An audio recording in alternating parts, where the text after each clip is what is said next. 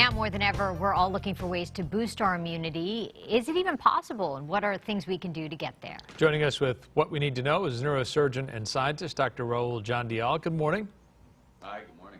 So we talk about the immune system a lot. We may not even know what it is. What is the immune system? What are its basic functions?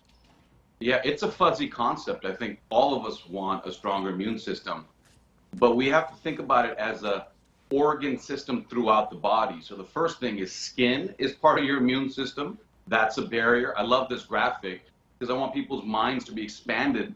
The immune system isn't just in the blood, it's in the gut, it's in the lymph, it's in the spleen. You have different spots throughout your body if germs were to get in through the skin, if you inhale it, or you can even get in through the gut. So it's a complex organ system, not just something that sits in one area of the body. So I think it's important to think of it as a global health of how things are protected inside your body when you're facing constant germs and threats. And for the most part, other than this COVID and pandemic, we do tremendously well with it.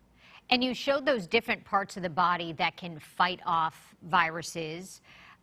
How do we maintain them? How do we keep all those things healthy and working so that we can fight things off?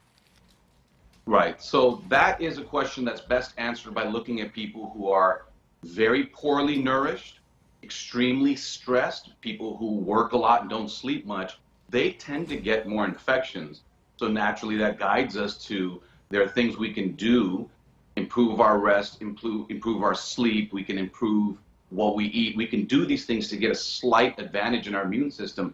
Now that's easier said than done because we live challenging lives, but it's a whole body functioning that involves exercise, sleep, nutrition, and all of those pieces work a bit better together. You know, you hear on TV they have commercials for take this pill and it will strengthen your immune system, or this, vitamin or this supplement.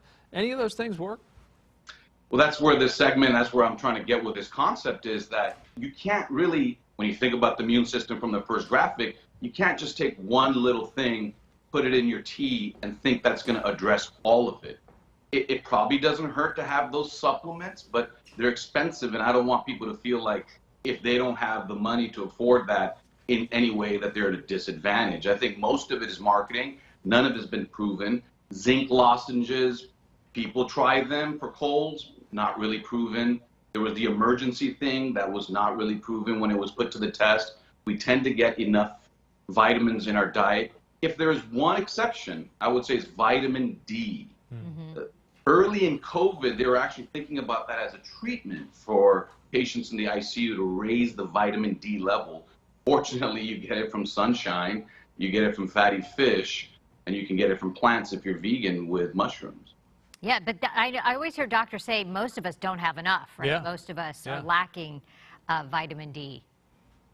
That's a good point. You go to the doctor, and if you ask for vitamin D, it's usually, as we get less young, they're thinking about osteoporosis. Right.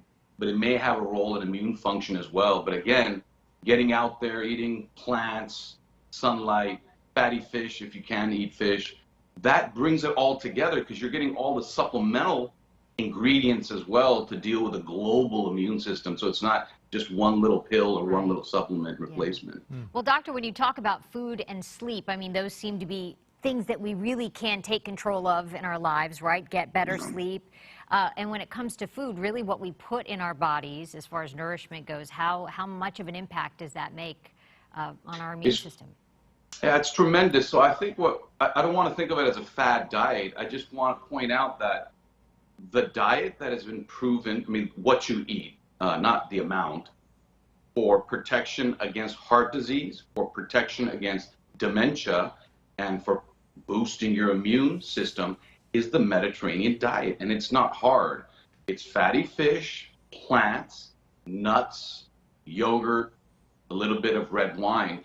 And so what we're asking people to do is not to make tremendous life choices that aren't sustainable, but this looks easy to eat. This looks good to eat. Try to shift what you're eating to these ingredients, and you'll address your heart, you'll address your brain, and you'll address your immune system. But it's a glacial thing. You got to do it for a decade or two. It's not just one meal. Right. And indulgences are fine. That's never been an issue. So he said a little bit of wine.